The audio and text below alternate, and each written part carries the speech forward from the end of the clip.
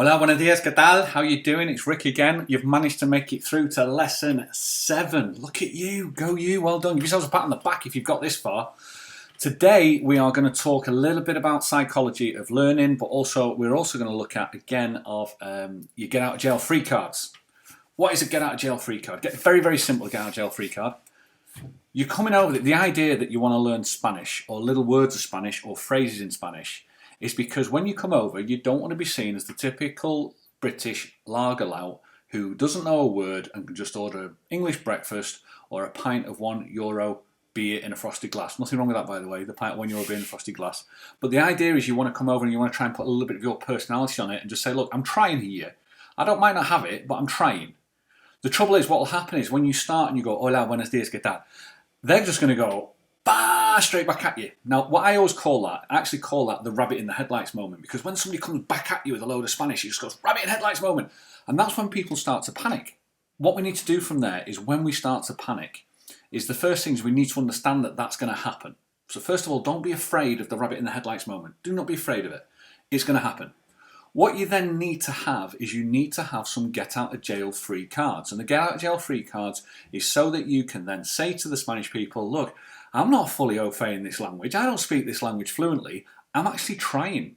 And that's really what we have. And these are some things, simple phrases that we keep loaded, ready, close to the chest, that if somebody goes with a rabbit in the headlights, we can go, whoa, stop there. And we can put it back up at them so we can gain once again, control of the conversation. That's what we're going to look at today, okay? So the first one I use is 2 words, very, very simple. When we start talking and they come back at us, the first 2 words that I will always use straight away, lo siento. 2 words, lo siento, lo siento. It actually means I'm sorry. Now you can control that, lo siento, lo siento. You can say it a few times, I'm sorry, lo siento, lo siento. Okay, we spoke in one of the previous lessons about the verb hablar, which is to speak, and we know that I speak is hablo, based on the conjugation that we did, the first one, hablo.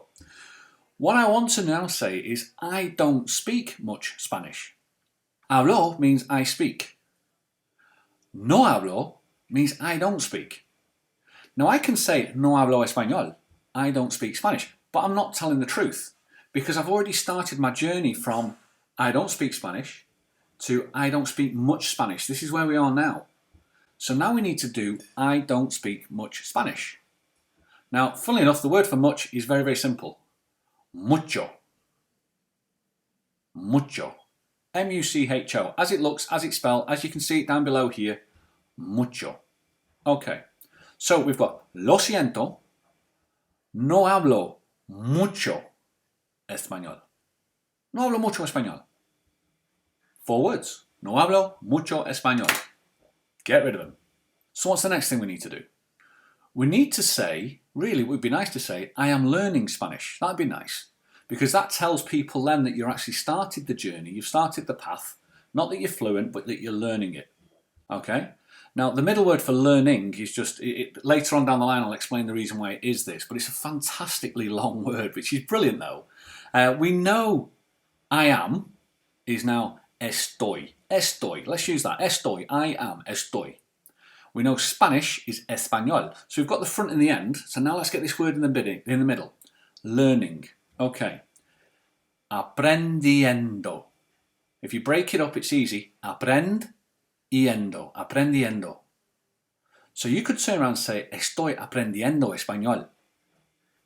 Get rid of it. And the final thing I want to speak to them, because I'm only on this journey here now of I don't speak Spanish, I only speak a little Spanish, I'm learning Spanish, okay? I need to now get control of the conversation again. And to get control of the conversation, I need to ask if they speak English. Now, on the conjugation from hablar, which is to speak, hablo is I speak. Hablas is you speak. If we put the inflection in the voice, hablas, that means do you speak? And then we need the word for English, Inglés. Hablas inglés. And you can hear it in the voice that it's working. I guarantee you, 90% of the time, they will always return un poco.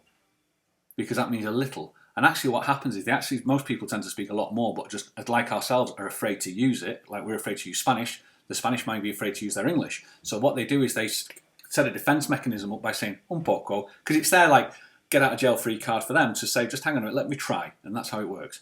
So let's have a look at how it goes, okay?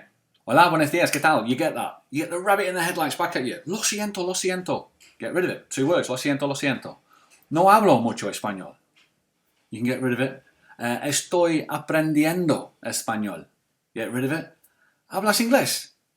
And what you've done is you've now made the bridge from the first one of I don't speak Spanish to actually now I speak a little Spanish. I don't speak much Spanish. But you're also asking them if they speak English, and you're actually taking control back of the whole conversation. And that's really quite an important part, really, because people will always tend to stumble at the rabbit in headlights moment. I've experienced it myself in the last couple of weeks because I've been taking friends of mine up to the doctors, to the medical centres, to sort out with the current situation. And I've put myself into positions with words that I've never used before. And so I've actually experienced the rabbit in headlights once again.